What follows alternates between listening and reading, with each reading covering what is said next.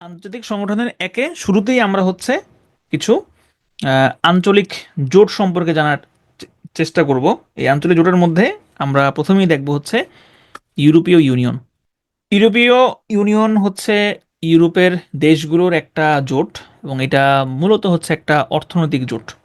দ্বিতীয় বিশ্বযুদ্ধের পরে ইউরোপের মাজা যখন মোটামুটি ভঙ্গুর, মানে একদম খারাপ অবস্থা, ইউরোপের অর্থনৈতিক অবস্থা মোটামুটি খারাপ, তখন তারা চিন্তা করলো যে আসলে আমাদের নিজেদের মধ্যে ব্যবসা বাণিজ্য বাড়াইতে হবে এবং ব্যবসা বাণিজ্য বানাইলেই হচ্ছে আমাদের এই অর্থনৈতিক সংকট আমরা কাটিয়ে উঠতে পারবো। কিন্তু দেখা গেল যে তাদের মধ্যে আসলে কোনো ধরনের ওই রকম চুক্তি নাই, এবং চুক্তি না থাকার কারণে শুল্ক নিয়ে খুব একটা আসলে নিয়ম নীতি নাই, এক এক দেশ এক এক রকম শুল্ক আরোপ করতেছে। তো এই চিন্তাভাবনা থেকে ইউরোপের দেশগুলো তারা একটা চুক্তি স্বাক্ষর করে। সেই চুক্তির নাম ছিল treaty establishing the European Economic Community, বা সংক্ষেপে হচ্ছে TEEC। ইউরোপিয়ান কমিউনিটি বা ইউরোপিয়ান ইকোনমিক কমিউনিটি, এটাকে ইসি নামেও ডাকা হয় বা EEC এটা নামেও ডাকা হয়, দুই নামে ডাকা হয়। অর্থাৎ চুক্তিটার নাম ছিল European treaty establishing the European Economic Community, আর এই চুক্তির মাধ্যমে যেটা প্রতিষ্ঠিত হয় সেটা হচ্ছে ইউরোপিয়ান কমিউনিটি বা ইউরোপিয়ান ইকোনমিক কমিটি। এই চুক্তি অনুযায়ী হচ্ছে প্রতিষ্ঠিত হয়, যেটা বললাম একটু আগে, EEC বা ইউরোপিয়ান ইকোনমিক কমিউনিটি। কবে প্রতিষ্ঠিত হয় খুব একটা গুরুত্বপূর্ণ না, মেন উদ্দেশ্য ছিল অভিন্ন শুল্ক ব্যবস্থা প্রবর্তন করা এবং হচ্ছে অন্যান্য খাতেও নিজেদের মধ্যে সাহায্য সহযোগিতা বাড়ানো। তো এই ইউরোপিয়ান ইকোনমিক কমিউনিটি তারা আসলে বিভিন্নভাবেই চিন্তা ভাবনা করছিল যে কিভাবে আসলে এটার ব্যাপ্তিটা আরও কিভাবে বাড়ানো যায়, এবং এইভাবে তারা বিভিন্ন চিন্তা ভাবনা করেছে। করার পরবর্তীতে ম্যাস্ট্রিস্ট নামের একটা চুক্তি হয়। এই ম্যাস্ট্রিস্টটা হচ্ছে নেদারল্যান্ডসের ম্যাস্ট্রিস্ট শহরে অবস্থিত। এইখানে বসে তারা একটা চুক্তি করে, যে চুক্তির নাম হচ্ছে ম্যাস্ট্রিস্ট চুক্তি, এবং এই চুক্তির মাধ্যমেই ইউরোপিয়ান ইকোনমিক কমিউনিটি এইটা ইউরোপিয়ান ইউনিয়নে পরিণত হয়। তাহলে এইটা হচ্ছে গুরুত্বপূর্ণ যে ইউরোপিয়ান ইউনিয়ন প্রতিষ্ঠিত হয় কবে, 1993-তে। এই 1 নভেম্বর লাগবে না, 1993-তে হচ্ছে ইউরোপিয়ান ইউনিয়ন প্রতিষ্ঠিত হয়। ওকে, এরপরে আসেন যে আমরা আছি ম্যাস্ট্রিস্ট চুক্তিতে। এই ম্যাস্ট্রিস্ট চুক্তিতে তৎকালীন সময়ে ইউরোপের 12টা দেশ স্বাক্ষর করেছিল। এই 12 সংখ্যাটা আমরা একটু আগে একবার দেখেছিলাম, সেটা ছিল কোথায়, ন্যাটো চুক্তিতে। ন্যাটোর যে ফাউন্ডিং মেম্বার ছিল কিন্তু 12টা দেশ। তো এরপরে আসেন যে ইউরোপিয়ান ইকোনমিক কমিউনিটি থেকে ইউরোপিয়ান ইউনিয়নে পরিণত হইল ম্যাস্ট্রিস্ট চুক্তির মাধ্যমে। এই ম্যাস্ট্রিস্ট চুক্তিতে স্বাক্ষর করেছিল 12টা দেশ। কোন 12টা দেশ এটা মুখস্থ না করলেও চলবে, খুব একটা ইম্পর্টেন্ট না। এবং এই 12টা দেশকে ডিনোট করার জন্যই কিন্তু দেখেন ইউরোপিয়ান ইউনিয়নের যে পতাকা সেখানে টোটাল 12টা স্টার মার্ক আছে। ইউরোপিয়ান ইউনিয়নের বর্তমান সদস্য সংখ্যা হচ্ছে 27, এবং সর্বশেষ সদস্য হচ্ছে ক্রোয়েশিয়া।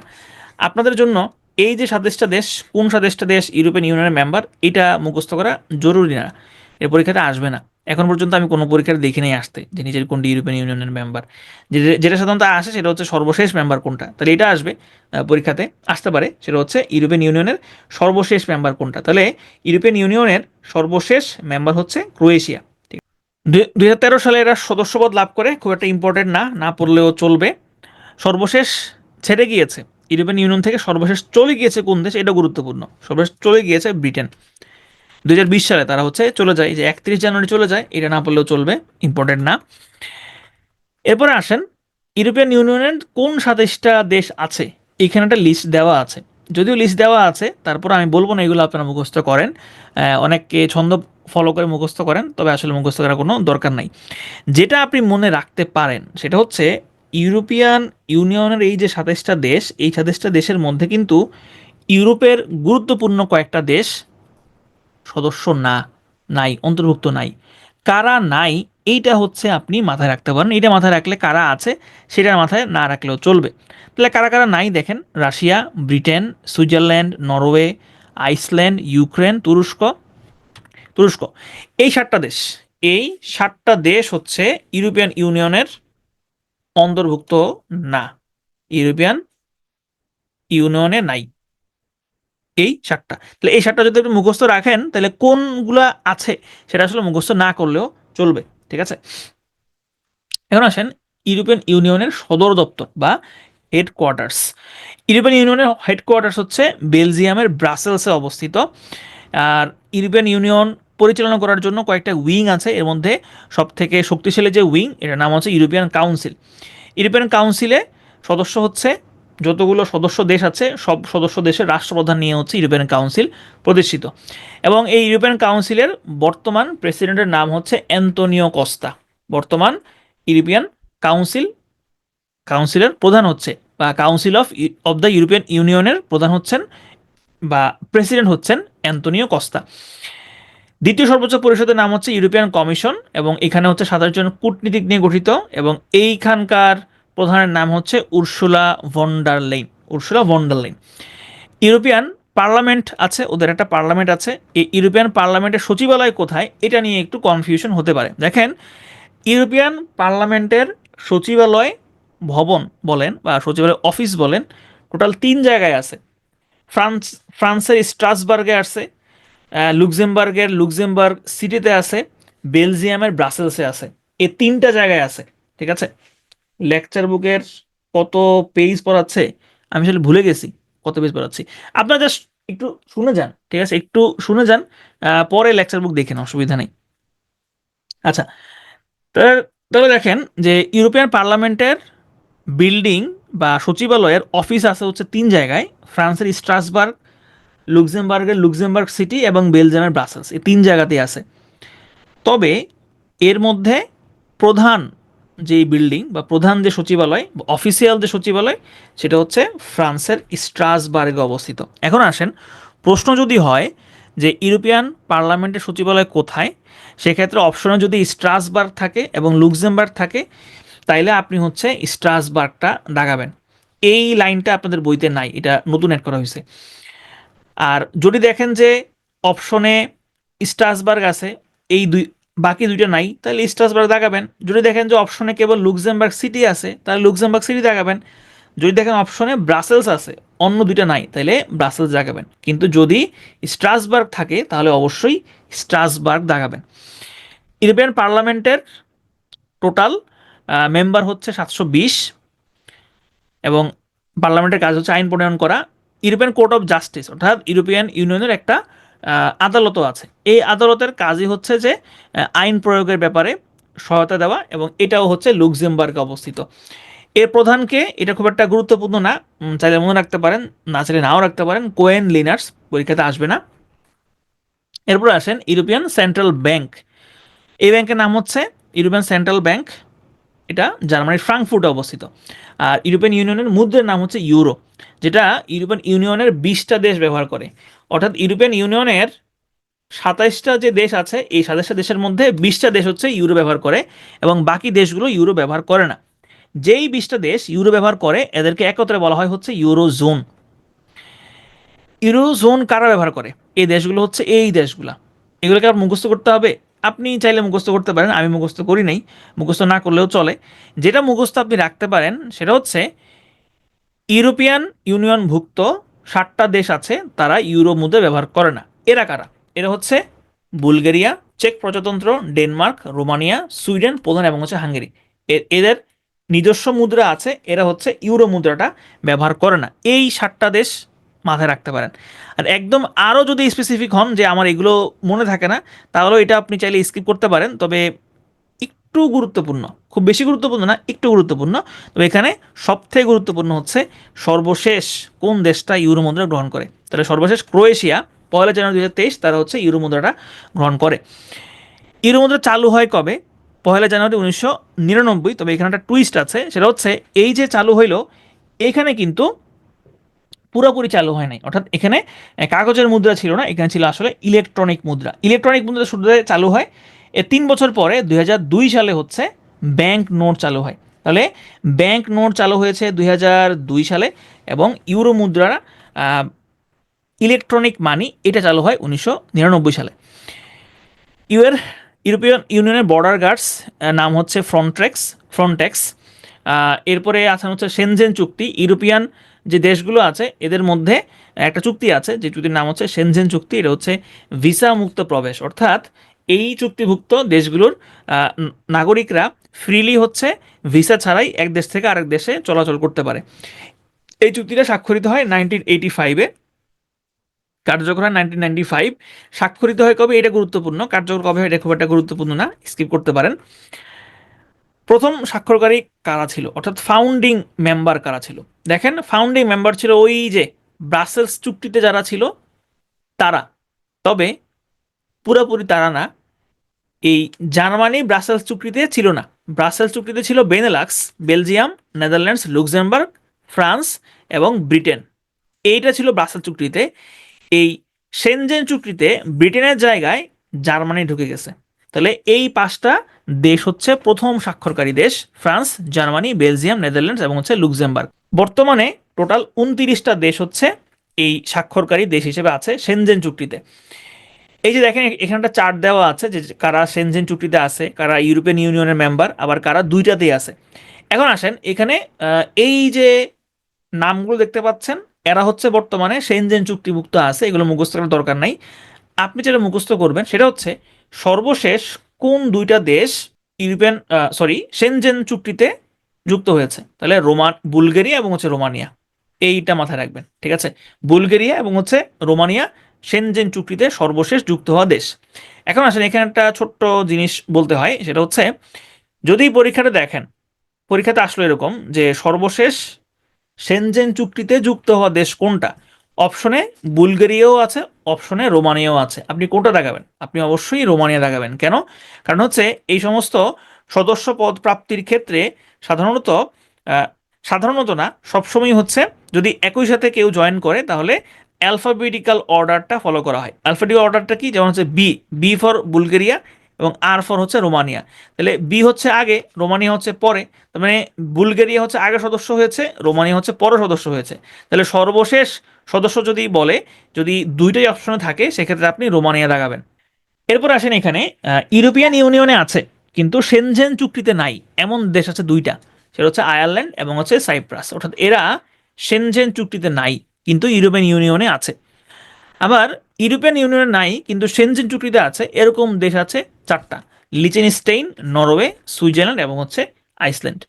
একটু পরে আমরা রিক্যাপ করব একসাথে। সার্ক পড়বো আমরা এখন, South Asian Association for Regional Cooperation. সার্কের ইতিহাস এগুলো না পড়লেও চলবে, ইম্পর্টেন্ট না। এখানে যেটা ইম্পর্টেন্ট সেটা হচ্ছে সার্ক প্রতিষ্ঠিত হয় কবে। সার্ক প্রতিষ্ঠিত হয় 1985 সালে। 1985 সালে ঢাকায়, 1985 সালে ঢাকায় হচ্ছে সার্ক প্রতিষ্ঠিত হয়। এবং এখন যেহেতু হচ্ছে আমাদের রাজনৈতিক পট পরিবর্তন হয়েছে, সুতরাং সার্ক তৈরি করার পিছনে কার অবদান আছে এইটাও গুরুত্বপূর্ণ। তাহলে সার্ক তৈরির পিছনে অবদান রয়েছে জিয়াউর রহমানের, এবং তার প্রচেষ্টা দিয়ে কিন্তু সার্ক প্রতিষ্ঠিত হয়, এবং এটা তার প্ল্যানই ছিল আসলে। সার্ক যখন প্রতিষ্ঠিত হয় তখন সার্কের যে সনদ বা চার্টার, সেখানে টোটাল 8টা উদ্দেশ্য ঠিক করা হয়। এই 8টা উদ্দেশ্য কি কি এটা মুখস্থ না করলেও চলবে, জাস্ট এতটুকু মাথায় রাখেন যে সার্কের যে সনদ সেখানে টোটাল 8টা উদ্দেশ্য আছে। 8টা উদ্দেশ্য আছে। South Asian Association for Regional cooperation, SAARC, এটা হচ্ছে দক্ষিণ এশিয়ার আঞ্চলিক সহযোগিতা সংস্থা, বাংলায়। উদ্যোক্তা হচ্ছে বাংলাদেশ। প্রতিষ্ঠিত হয় 1985-এ। সচিবালয় হচ্ছে নেপালের কাঠমান্ডুতে অবস্থিত। প্রতিষ্ঠাকালীন সদস্য ছিল 7টা। 7টা প্রতিষ্ঠাকালীন সদস্য কারা কারা? বাংলাদেশ, ভারত, ভুটান, নেপাল, পাকিস্তান, মালদ্বীপ এবং শ্রীলঙ্কা। পরবর্তীতে 2007 সালে আফগানিস্তানকে সার্কে যুক্ত করা হয়। তাহলে সর্বশেষ সদস্য হচ্ছে আফগানিস্তান। তাহলে টোটাল সার্কের সদস্য হচ্ছে 8টা। সার্কভুক্ত স্থলবেষ্টিত দেশ, অর্থাৎ সার্ক অন্তর্ভুক্ত কিন্তু তাদের কোনো সমুদ্র বন্দর নাই, সমুদ্রের আশেপাশে তারা নাই, এরকম দেশ হচ্ছে 3টা: নেপাল, ভুটান এবং হচ্ছে আফগানিস্তান। সার্কের পর্যবেক্ষক আছে 9টা: চীন, জাপান, মায়ানমার, দক্ষিণ কোরিয়া, যুক্তরাষ্ট্র, ইরান, মরিশাস, অস্ট্রেলিয়া এবং হচ্ছে ইউরোপিয়ান ইউনিয়ন। অর্থাৎ একটা জোট আছে এবং বাকি 8টা হচ্ছে দেশ। সার্কের প্রথম মহাসচিব ছিলেন আবুল হাসান। বর্তমান মহাসচিব তিনি হচ্ছেন 15তম মহাসচিব, তার নাম হচ্ছে গোলাম সরওয়ার। তিনি তৃতীয় বাংলাদেশি হিসেবে সার্কের মহাসচিবের দায়িত্ব পালন করছেন। সার্কের চেয়ারম্যানশিপ, সার্কের প্রথম চেয়ারম্যান ছিল বাংলাদেশ। সার্কের প্রথম চেয়ারম্যান ছিল বাংলাদেশ, আর সার্কের বর্তমান চেয়ারম্যান হচ্ছে নেপাল। সাধারণত যেই দেশ সর্বশেষ সম্মেলনটা করে ওই দেশই আসলে হচ্ছে চেয়ারম্যান থাকে। তো সার্কের প্রথম সম্মেলনটা হয়েছিল বাংলাদেশে, এই কারণে প্রথম চেয়ারম্যান ছিল বাংলাদেশ। এবং সার্কের সর্বশেষ সম্মেলনটা হয় নেপালে, এই কারণে নেপাল এখনও চেয়ারম্যান আছে। সার্কের সর্বশেষ যে সম্মেলনটা সেটা আসলে হওয়ার কথা ছিল হচ্ছে পাকিস্তানে, কিন্তু ভারত পাকিস্তান কার্যাকার্যির কারণে পাকিস্তান সম্মেলনটা হয় নাই। এই কারণে এখনও সার্কের চেয়ারম্যান নেপালি আছে। সার্কের ভাষা হচ্ছে 10টা। কোন কোন ভাষা দেখেন, দুজংখা, সিংহলি, তামিল, নেপালি, হিন্দি, পাঞ্জাবি, পশতু, উর্দু, দিবেহি এবং হচ্ছে বাংলা। তবে সার্কের অফিসিয়াল ভাষা কিন্তু ইংরেজি। এই যে সার্ক, এখানে তারা একটা নিয়ম ঠিক করে দিয়েছিল, সেটা হচ্ছে সার্কের যদি কোনো প্রস্তাব পাশ হইতে হয়, সার্কের যদি কোনো প্রস্তাব পাশ হইতে হয় তাহলে সেখানে অবশ্যই 100% হ্যাঁ ভোট লাগবে, 100 ভাগ হ্যাঁ ভোট লাগবে। তাহলে এইটা হচ্ছে একটা খুব ফাউল একটা ডিসিশন। কারণ হচ্ছে কেউ যদি একজন বলে যে আমি ভোট দিব না, তাইলে আসলে সার্কের আর কোনো প্রস্তাব পাশ হবে না।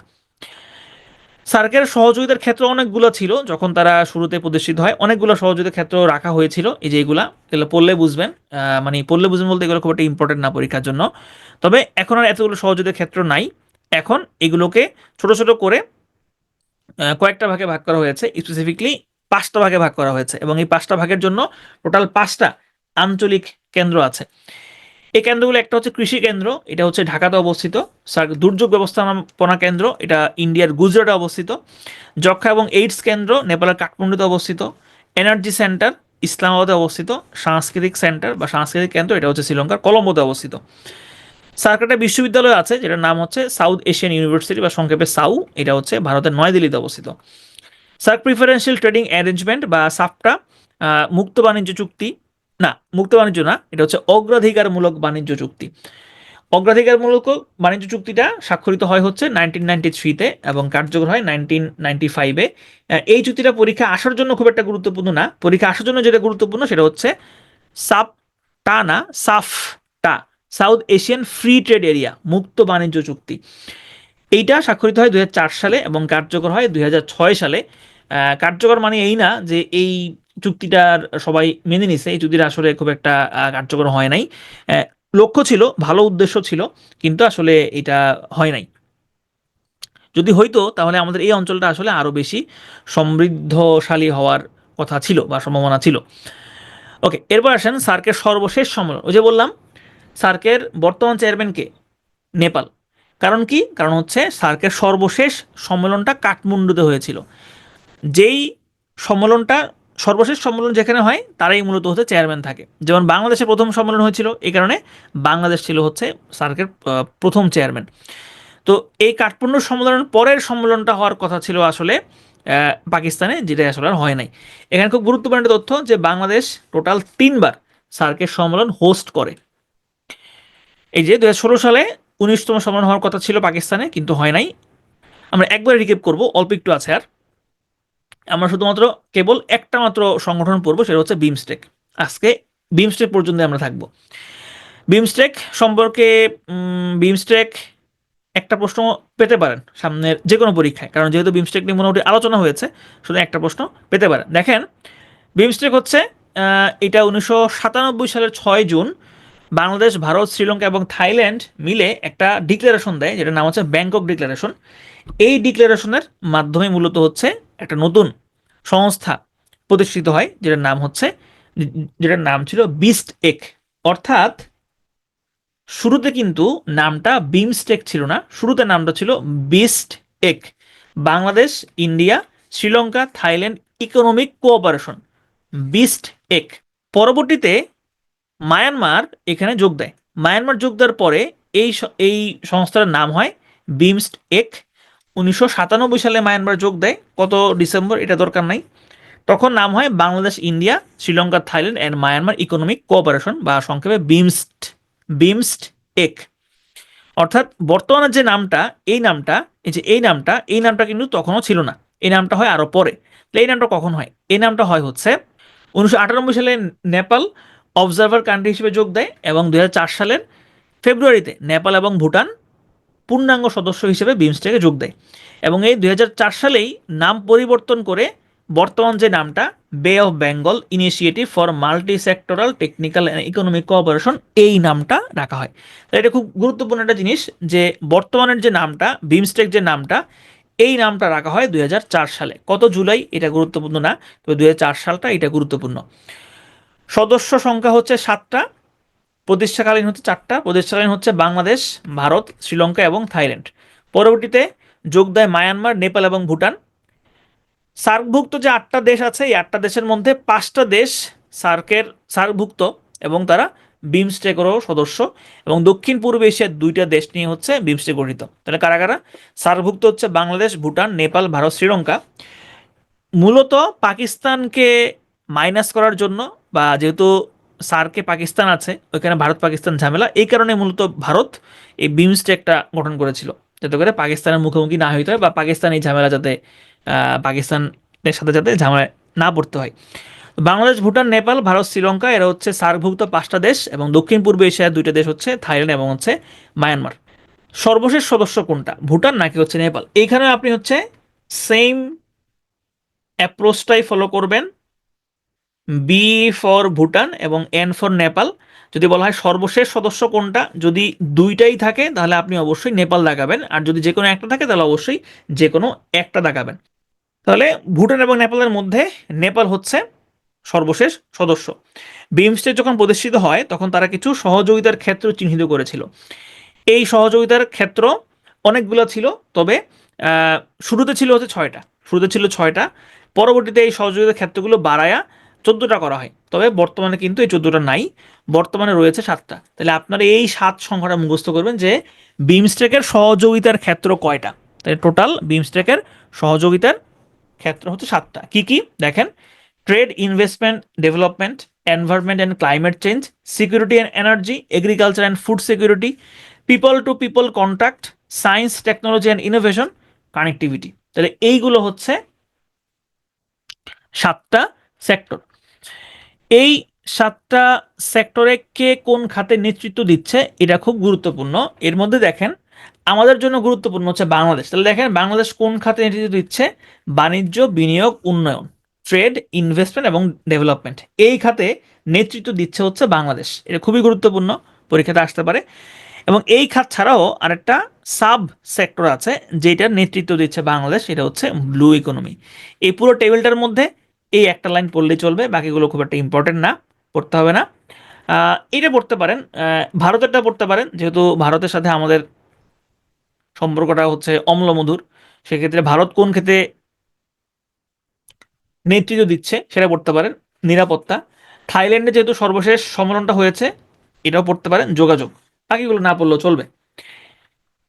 বিমস্টেকের সচিবালয় হচ্ছে বাংলাদেশের ঢাকাতে অবস্থিত, এবং বর্তমান বিমস্টেকের মহাসচিব, সেক্রেটারি জেনারেল, মহাসচিব হচ্ছেন ইন্দ্রমণি পাণ্ডে। আর বিমস্টেকের বর্তমান সভাপতি বা প্রেসিডেন্ট হচ্ছেন বাংলাদেশ। সাধারণত যেই দেশ প্রেসিডেন্ট হয় ওই দেশের সরকার প্রধান প্রেসিডেন্টের দায়িত্ব পালন করেন, ঠিক আছে? তো মুহাম্মদ ইউনুস যখন বিমস্টেকের প্রেসিডেন্ট হইলেন তখন অনেকেই ভেবেছিলেন যে মনে হয় এটা ডক্টর ইউনুসের কারিশমা। ব্যাপারটা ওরকম না। আসলে আপনি যদি বাংলাদেশের সরকার প্রধান হইতেন তাইলে আপনি হইতেন এখন বিমস্টেকের প্রেসিডেন্ট, ঠিক আছে? তাহলে এখানে দুইটা জিনিস, একটা হচ্ছে একটা হচ্ছে আপনার মহাসচিব, সেক্রেটারি জেনারেল। তাহলে সেক্রেটারি জেনারেল হচ্ছে ইন্দ্রমণি পাণ্ডে, আর সভাপতি হচ্ছে বাংলাদেশ, বাংলাদেশের সরকার প্রধান হিসেবে ডক্টর মোহাম্মদ ইউনুস বিমস্টেকের সভাপতির দায়িত্ব পালন করবেন। এখানে দেখেন একটা জিনিস, সেটা হচ্ছে বিমস্টেকের এই যে সভাপতির যে ব্যাপারটা, এটা হচ্ছে আপনার চেঞ্জ হয়। কীভাবে চেঞ্জ হয়? এটা হচ্ছে আপনার সিরিয়ালি চেঞ্জ হয়। যেমন এটা অ্যালফাবেটিক্যাল অর্ডারেই ঘুরতে থাকে। যেমন বাংলা এই বিমস্টেকের যে সদস্যগুলো আছে অ্যালফাবেটিক্যাল অর্ডারে প্রথম হচ্ছে বাংলাদেশ, এরপরে ভুটান, এরপরে ইন্ডিয়া, এরপরে মায়ানমার, এরপরে নেপাল, এরপরে শ্রীলঙ্কা, এরপরে হচ্ছে থাইল্যান্ড। তাহলে সর্বশেষ সর্বশেষ সভাপতি ছিল থাইল্যান্ড। থাইল্যান্ডের পরে সিরিয়াল হচ্ছে বাংলাদেশ, এই কারণে এখন বাংলাদেশ থেকে সভাপতি নির্বাচিত হয়েছে। এর পরের সিরিয়াল হচ্ছে ভুটান, এর পরের বার ভুটান থেকে হচ্ছে সভাপতি নির্বাচিত হবে, ঠিক আছে? ওকে, এরপরে দেখেন 2005 সালে হচ্ছে এই বিমস্টেকের উন্নয়ন সহযোগী হয় হচ্ছে এডিবি। মুক্ত বাণিজ্য চুক্তি আছে একটা বিমস্টেকের, BIMSTEC free trade area framework agreement বা বিএফটিএএফএ। এইটা খুবই গুরুত্বপূর্ণ, পরীক্ষাতে আসতে পারে, খুবই গুরুত্বপূর্ণ। 2 বছরের জন্য, 2 বছরের জন্য, 2 বছরের জন্য হয়। সর্বশেষ সম্মেলন, সর্বশেষ সম্মেলনটা ছিল বিমস্টেকের ষষ্ঠ সম্মেলন, 6th সামিট, এবং এই সম্মেলনটা হয় হচ্ছে ব্যাংককে, থাইল্যান্ডে। তারিখ সহ গুরুত্বপূর্ণ 4 এপ্রিল 2025, ঠিক আছে, 4 এপ্রিল 2025। এই স্লাইডটা খুবই গুরুত্বপূর্ণ, বিমস্টেক থেকে একটা প্রশ্ন মোটামুটি শিওর থাকেন যে পাবেন।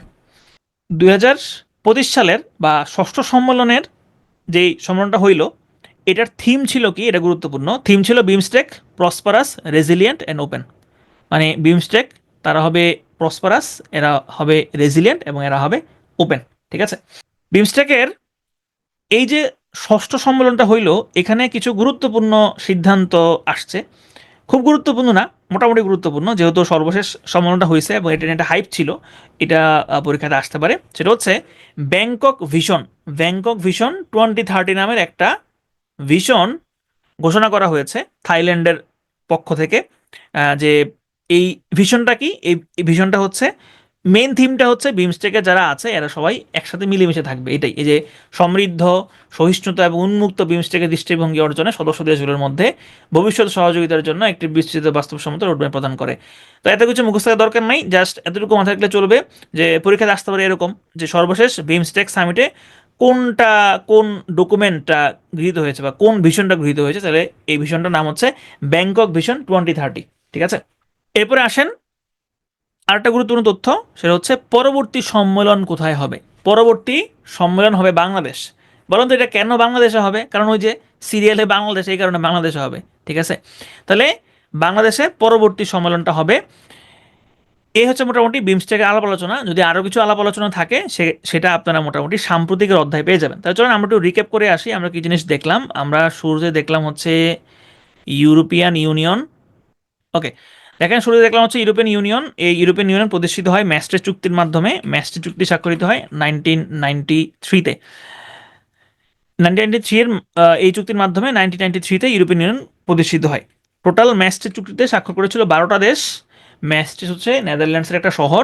বর্তমান সদস্য ইউরোপিয়ান ইউনিয়নের 27, সর্বশেষ ক্রোয়েশিয়া, সর্বশেষ ত্যাগ করেছিল ব্রিটেন। এরপরে আমরা দেখলাম গুরুত্বপূর্ণ 7টা দেশ যারা ইউতে নেই: Russia, Britain, Switzerland, Iceland, Ukraine এবং তুরস্ক। ইউরোপিয়ান ইউনিয়ন সদস্য হচ্ছে বেলজিয়াম, ব্রাসেলস। সর্বোচ্চ পরিষদ ইউরোপিয়ান কাউন্সিল এবং এখানকার প্রধান হচ্ছেন অ্যান্তনিও কস্তা। দ্বিতীয় সর্বোচ্চ পরিষদ হচ্ছে ইউরোপিয়ান কমিশন, এটার প্রধান আছেন Ursula von der Leyen. European Parliament 3টা বিল্ডিং আছে সচিবালয়ের: স্ট্রাসবার্গ, লুক্সেমবার্গ সিটি এবং হচ্ছে ব্রাসেলস। তবে প্রধান কার্যালয় বা প্রধান সচিবালয় হচ্ছে স্ট্রাসবার্গ, ফ্রান্সের স্ট্রাসবার্গ।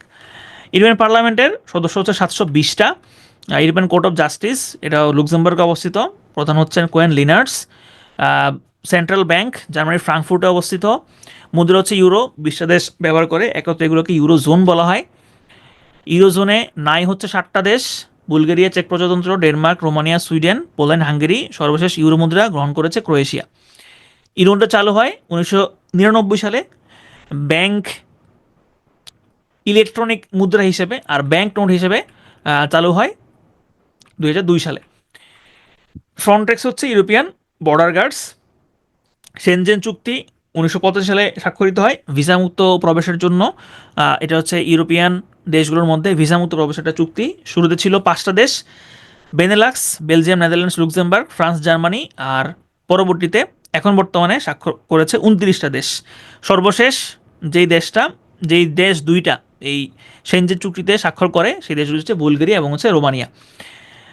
এরপরে আমরা দেখলাম হচ্ছে সার্ক। সার্ক প্রতিষ্ঠিত হয় 1985-এ। জিয়াউর রহমানের এটা তিনি সার্ক গঠনের প্রস্তাব করেছিলেন এবং এটা প্রতিষ্ঠিত হয় 1985 সালে ঢাকাতে।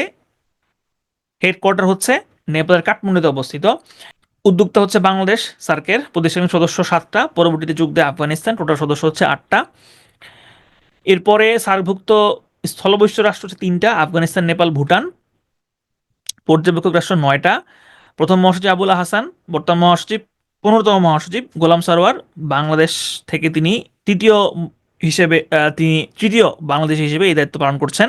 সার্কের বর্তমান চেয়ারম্যান হচ্ছে নেপাল, প্রথম চেয়ারম্যান ছিল বাংলাদেশ। সার্কের ভাষা 10টা, অফিসিয়াল ইংরেজি।